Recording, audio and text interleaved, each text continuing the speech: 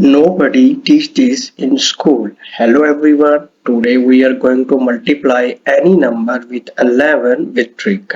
So let's start this problem. So first of all, I'm going to tell you the steps to perform this. The first step is keep the first and the last digit same and then add these two digits. In the end, we need to put the answer in the middle. Boom, your answer is ready. So now we are going to do a few examples. For example, I want to multiply 53 with 11.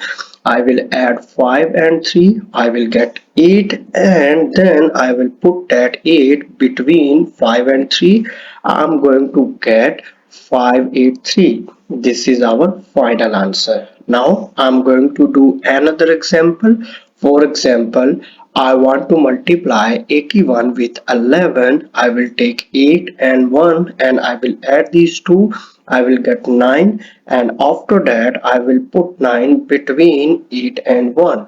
I'm going to get 891 and this is our answer. Now it's your turn. You need to solve this problem that you can see here and comment your answer. If you like my video, please subscribe, and also if you have any question, please write that question in the comment. Thank you.